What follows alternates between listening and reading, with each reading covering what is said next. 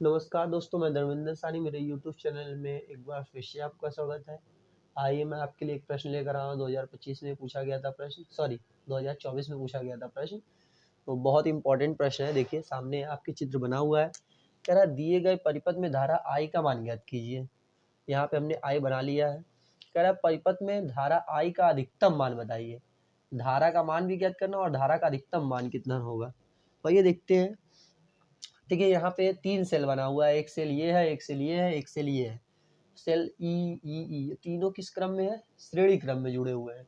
और ये देखिए इसका आंतरिक प्रतिरोध बना है, इसका भी आंतरिक प्रतिरोध बना है, इसका भी आंतरिक प्रतिरोध बना है। और ये चूंकि इससे बाहर है इसलिए इसको बाह्य प्रतिरोध कहेंगे। तो अब जरा देखिए तीनों सेल श्रेणी क्रम में जुड़ा है, तो हमको धारा निकालना है। तो आपको पता है small I capital E small are capital R में क्या संबंध होता है इन तीनों में रिलेशन। तो लिखेंगे क्या? सॉल्यूशन। हम जानते हैं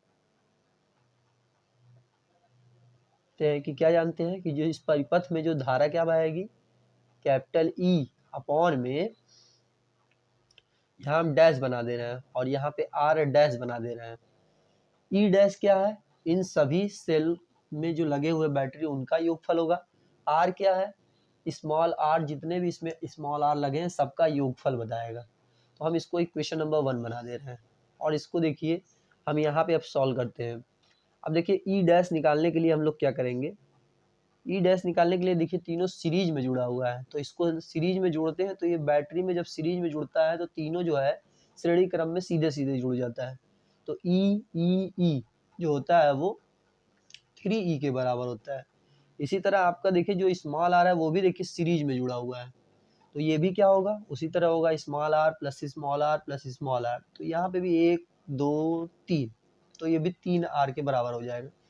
तो ई डैश की वैल्यू 3 आ गई, आर डैश की वैल्यू ई आई। यहाँ पे आपने ई और आर से पढ़ा है, तो चूंकि यहाँ पे बैटरी में ले रहे हैं इसीलिए हमने टोटल निकाल लिया। ये टोटल इसको बताएगा। ये सारा वैल्यू ले जाके हम यहाँ रखते हैं तो क्या हो जाता है? आई बराबर ई डैश की देखिए जगह क्या लिखेंगे? ई डैश बराबर आ गया 3। कैपिटल आर रहने देते हैं अपनी जगह पे। आर डैश की जगह पे जो है 3R आ गया है। तो ये आपका जो है इस पूरे परिपथ की धारा को बताएगा, जिसमें पहला आपका परिपथ की धारा आई का मान बताइए। तो हम यहाँ आई बना दिए, आई निकल गया। अभी इसी क्वेश्चन में क्या कह रहा है? 2 बातें कह रहा है। कह रहा है धारा का अधिकतम मान। तो यहाँ जरा सुनिए, स्टार बना लीजिएगा। अधिकतम धारा के लिए, अधिकतम धारा के लिए जो आंतरिक प्रतिरोध होता है वो क्या होता है? शून्य होता है।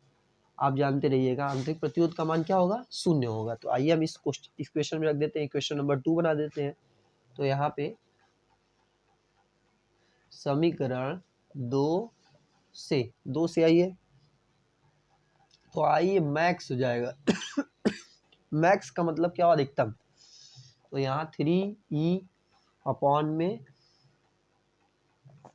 R प्लस 3, यहाँ पे R की जगह पे 0 हो जाएगा। तो 3E अपॉन में R प्लस ये 0 हो जाएगा। 0 को इसमें ऐड करेंगे तो यही आ जाएगा आपका। तो ये जो आपका जो है मैक्सिमम धारा को बताएगा, यानी अधिकतम धारा को बताएगा। तो ये आपका जो है आपका आंसर आ गया मैक्सिमम धारा। तो ये इसको आप लोग स्क्रीनशॉट ले लीजिए, मैं हट जा रहा हूँ। बहुत इंपॉर्टेंट प्रश्न है।